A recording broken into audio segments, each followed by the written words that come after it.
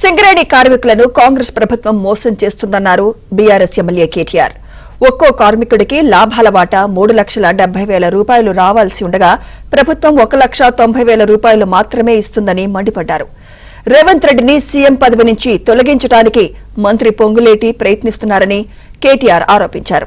అమృత్ పథకం టెండర్లలో అవినీతి జరగలేదని నిరూపిస్తే తాను రాజకీయ సన్యాసం తీసుకుంటానని పొంగులేటికి రేవంత్ రెడ్డి సవాల్ విసిరారు.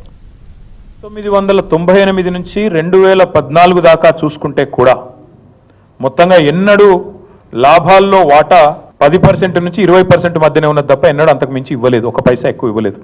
కార్మికులకు లాభాల్లో ఇచ్చిన వాటా మొత్తం 1998 నుంచి 2004 దాకా 16 సంవత్సరాలు కేవలం 370 చిల్లర కోట్లు మాత్రమే. 18-19లో ఒక రికార్డు స్థాయిలో 1763 కోట్ల రూపాయల లాభాలు ఆర్జిస్తే అందులో 28% లాభాలు లాభాలకు ఇచ్చి మొట్టమొదటిసారిగా దసరాకి ఒక్కొక్క కార్మికుడికి లక్ష రూపాయల పైచిలకు బోనస్ ఇచ్చిన లాభాల్లో వాటా ఇచ్చిన ప్రభుత్వం కేసీఆర్ గారి ప్రభుత్వం.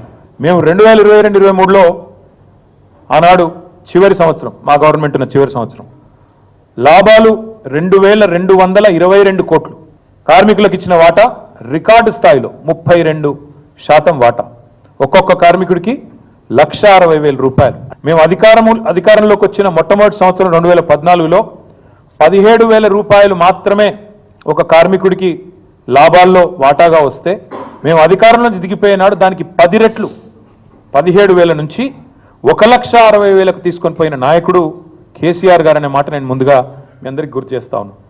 సింగరేణిని ఇవాళ సింగరేణి కార్మికులను కాంగ్రెసు ఈ ముఖ్యమంత్రి వెన్నుపోటు పొడుస్తా ఉన్నా. దసరా బోనస్ కాదు, అది బోగస్ అనే మాట నేను విజ్ఞప్తి చేస్తా ఉన్నా.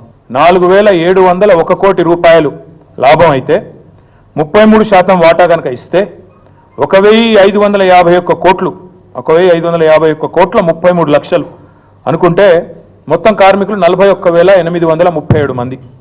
ఒక్కొక్కరికి ఎంత రావాలి? కార్మికుడికి 3,70,000 రావాలి. కానీ ఇవాళ వీళ్ళు ఇస్తున్నది ఎంత?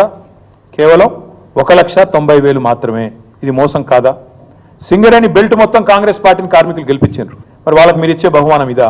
కేంద్రంలో ఉన్న బీజేపీ సింగరేణిని ప్రైవేటీకరించే ప్రయత్నం చేస్తుంటే దానికి అండగా నిలిచి దెబ్బతీస్తున్నది సింగరేణి సంస్థను కాంగ్రెస్ అనే మాట మళ్ళొక్కసారి నేను అంటా ఉన్నా. అర్జెంటుగా ముఖ్యమంత్రి గారిని పదవిలోంచి ఊడబిక్కాలనే ఎజెండా మంత్రి గారికి ఉన్నట్టున్నది. మంత్రి గారు నేను అడుగుతా ఉన్నా, నిజంగా నీకు చిత్తశుద్ధి ఉంటే నువ్వు రా, మీరు నేను ఇద్దరం కలిసి హైకోర్టు సీజే దగ్గర పోదాం, వెంటనే సిట్టింగ్ జడ్జితోని ఎంక్వైరీని అడుగుదాం. సిట్టింగ్ జడ్జి గారు కనుక ఇందులో ఏం జరగలేదు మొత్తం పెట్టండి, ఫైల్స్ ఆయన ముంగట గతము ఇప్పుడు మొత్తం పెట్టండి, తప్పులేం జరగలేదు అని ఒకవేళ వారు తీర్పునిస్తే ఆయన రాజీనామా అన్నాడు కదా, రాజీనామా కాదు నేను రాజకీయ సన్యాసం చేస్తా. ఇప్పటికైనా తప్పు సరిదిద్దుకోండి, వెంటనే టెండర్లు రద్దు చేయండి. ముఖ్యమంత్రి కూడా నేను చెప్తా ఉన్నా, జరిగిన తప్పు 100% ఇది ముమ్మాటికి నీకు తెలుసు, ఇరికిపోయినామని తెలుసు.